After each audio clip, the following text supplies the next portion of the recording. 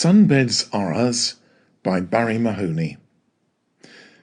I'm often told that Brits on holiday like nothing better than to get out of bed long before their all-inclusive breakfast has even hit the frying pan, and to chase outside to the swimming pool in their boxer shorts or bras, or possibly both, to place a vivid Union flag towel on the sunbed of their choice.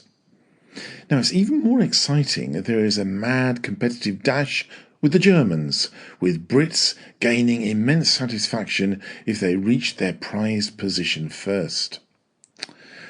Why, oh why, is one of the tour companies determined to ruin such jingoistic pleasures with the introduction of a book and pay before you arrive sunbed option when booking a holiday in Spain?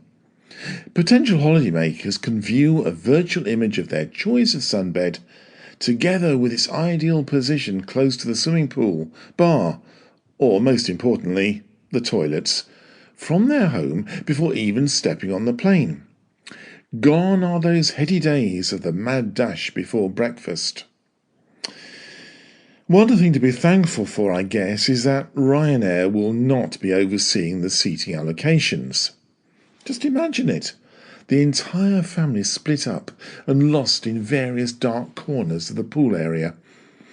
Oh yes, I nearly forgot to mention, the only reason for this change of sunbed policy is to raise additional cash for the tour operators. After all, their senior executives are anticipating a hefty pay increase on the back of it. Maybe now they can also employ someone to give the sunbeds a good scrub down from time to time. Spoil sports or what? Personally, I've got very little time for sunbeds, mainly because of the dubious sticky residue that is often lingering after the visit of the previous guest. I also get bored very easily, and lying on a sunbed for more than 30 minutes is not my idea of a good time. Would I select a sunbed close to a swimming pool anyway? Certainly not. As someone who has spent a good part of an earlier career looking after a primary school swimming pool, I know only too well what goes into them, and it has very little to do with pre-packaged chemicals.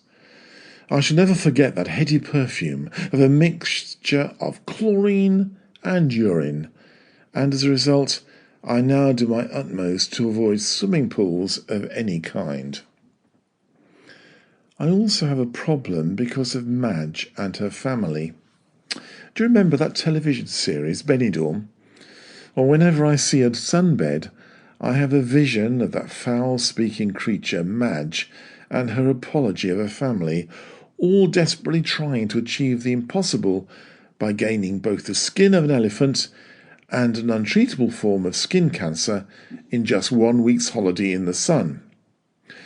Just add a mobility scooter and we could create our own television series right here in the Canary Islands. I guess that I should now mention Brexit, but only in very hushed tones, of course, since people can still be very sensitive about such comments. I hear that Germans have had this option of a pre-booked sunbed for many years. Now, you really must hand it to them. First-class organisers, as well as VWs and sausage. Now for the bad news. Rumour has it that the new book a sunbed before you fly option may soon disappear because the UK has left the EU.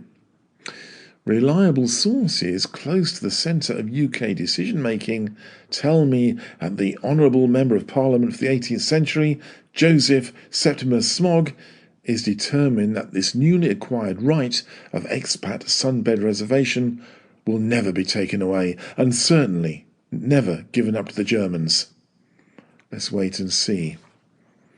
So, to British holidaymakers everywhere, do make the most of the new sense of freedom that this new sunbed strategy will give you, even if it's only for a short time.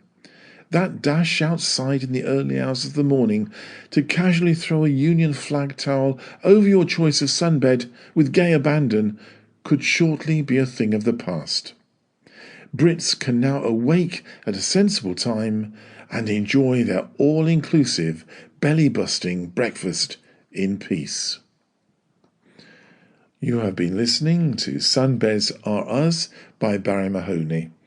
If you'd like to find out more about me and my books, please visit www.barriemahoney.com. And thank you for listening.